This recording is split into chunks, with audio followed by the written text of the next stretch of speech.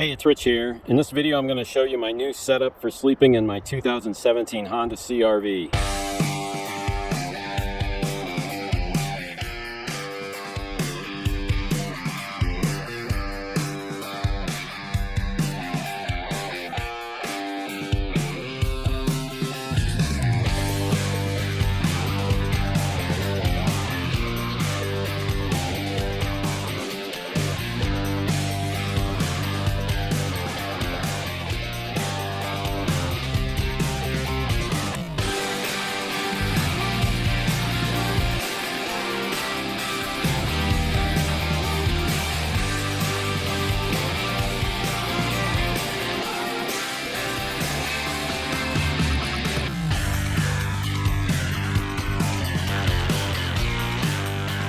So it's been a few months since I've made a video, but I'm finally back out on the road here at one of my favorite places in Florida. I drove all the way across the country again like I do from California. One thing I should mention before I get started here is that I don't live in my vehicle full time. Just occasionally I sleep in it on road trips. Like if I'm driving across the country, I stop it and sleep in my vehicle at truck stops and Cracker Barrels and that sort of thing.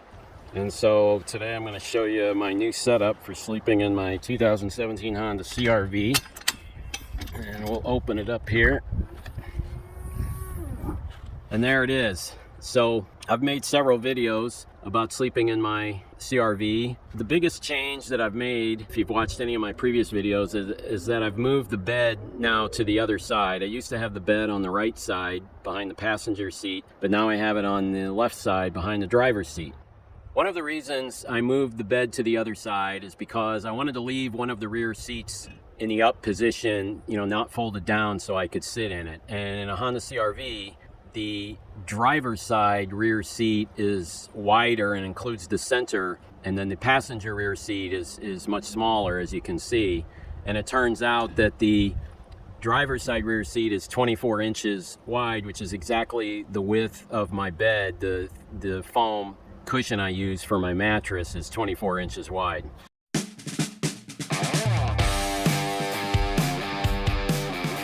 I'll show you why I wanted to leave one seat up. When we're inside, it's just really nice to have one seat that I can sit in, like in the evening before I go to bed. Sometimes I sit there and I eat dinner, or I actually have my computer out and I'm working on the computer or whatever. Or for just changing clothes, it's just really nice to have a seat in the back. And when you move the front seat almost all the way forward, there's actually quite a bit of room back here. Let me show you how much room. Even right now, the seat's not all the way forward. So here you can see I've got the front seat all the way forward, and there's actually quite a bit of leg room down in here. Without this seat being folded down, this is all the way back. You can see here, if I put the seat down, it kind of all moves forward and then it's higher, which I do put this seat down sometimes if I have more stuff I need to carry for this spot, but otherwise I kind of like it in the seated position, so I have a seat right next to my bed. And as you can see, it fits perfect because the mattress is 24 inches wide, and that's exactly just about exactly the same width as that other seat. So that's the first big change I've made, is I've moved the bed to the other side. So another change I've made is that if you've watched any of my other videos, you've seen the mattress is actually too long for the bed of the cargo area. See, the mattress is 72 inches long, and so it goes over to, it extends too far beyond the cargo bed. And so what I used to do is I used to have a cooler I would put under here to support the front of the bed. But I decided I didn't want to do that anymore because I wanted that extra space for other things rather than the cooler.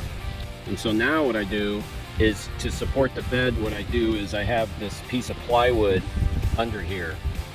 And you can see I've got this, first I believe it's about 17 inches wide and a 1/4 inch thick piece of plywood. It's 4 feet long, and so at night when I'm going to sleep in the bed, what I do is I pull this out to there.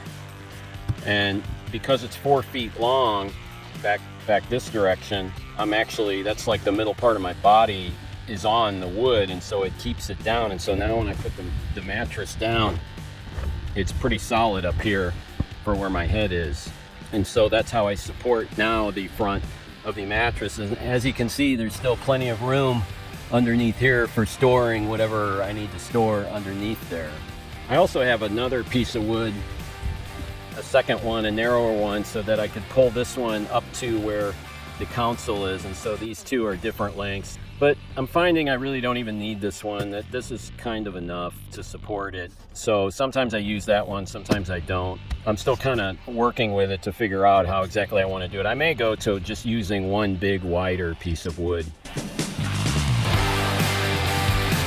During the daytime, when I'm driving, when I'm not sleeping on the bed, I keep that piece of wood pushed back all the way to there, so that then this mattress is not supported and it can be bent over. And the reason I do that is then when I'm driving, I can move the front seat back, or I can even recline the front seat all the way down to here, and I don't have a lot of something solid sticking into the front seat, and that way I can move the seat back easily. I like to do that because when I'm driving long distances, you know, all day driving, during the day I stop when I rest. I like to be able to put the seat far back and I just rest in the driver's seat, or I recline the driver's seat as far as it will go, and then I can just take, you know, 15-20 minute nap when after I get gas or something to rest. I didn't want to make the bed so that it's permanently solid all the way up against the driver's seat, and so that's why I like this piece of wood that I can just slide out at night to support the bed, but otherwise I put it back so that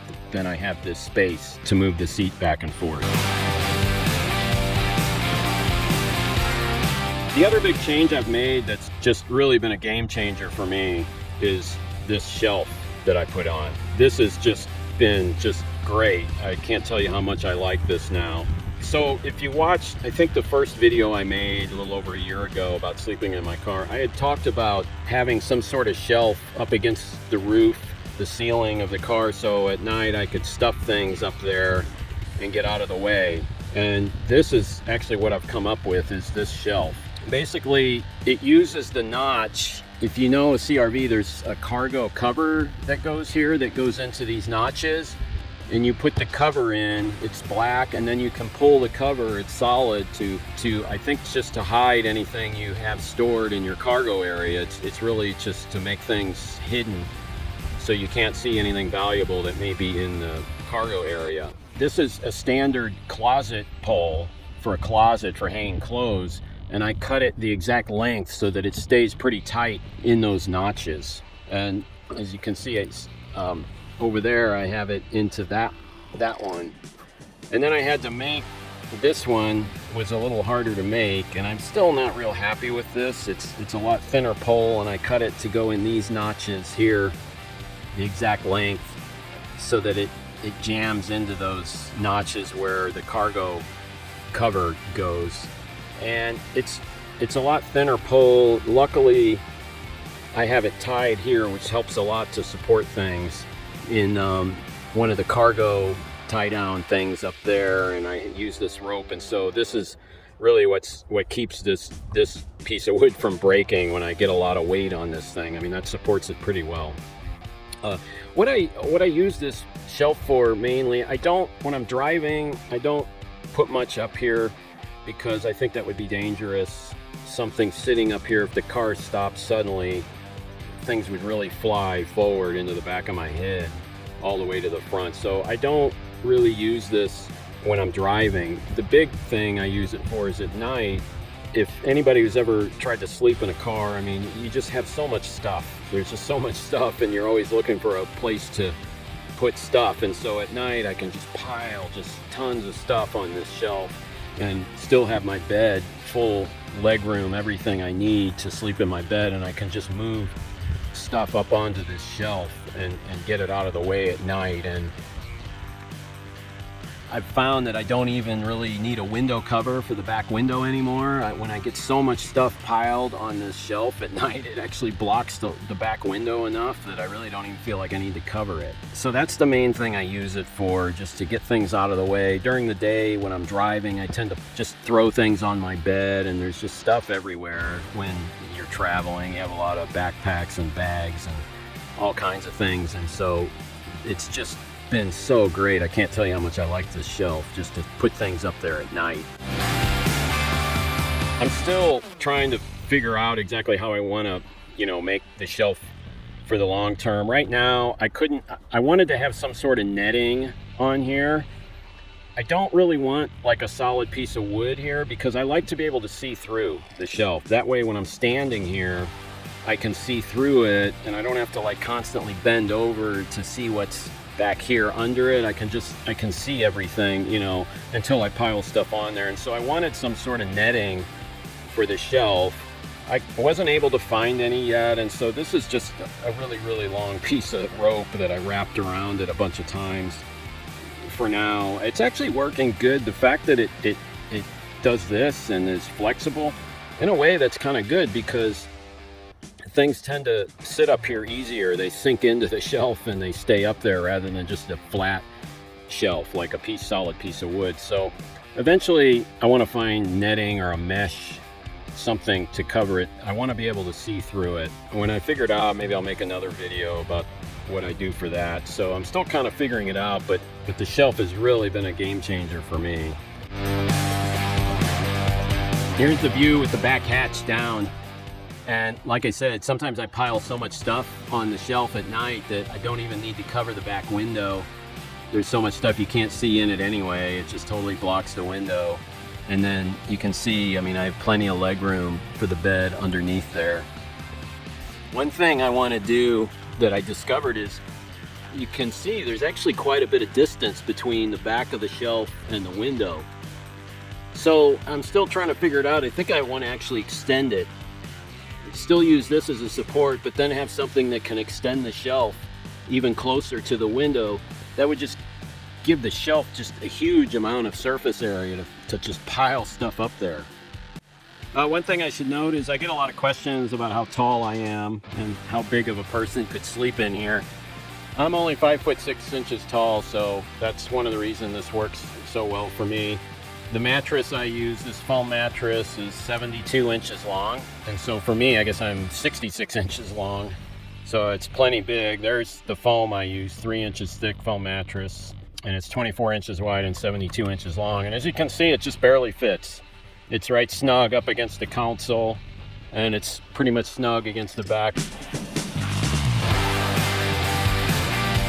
Anyway, that wraps it up for this video. If you enjoyed it or found it helpful, please press the like button. And if you like this type of content, please consider subscribing to my channel. I'd really appreciate that. Thanks again for watching, and I'll see you in the next video. And in the meantime, I am going to get out on my bike today and enjoy this awesome day. See you later.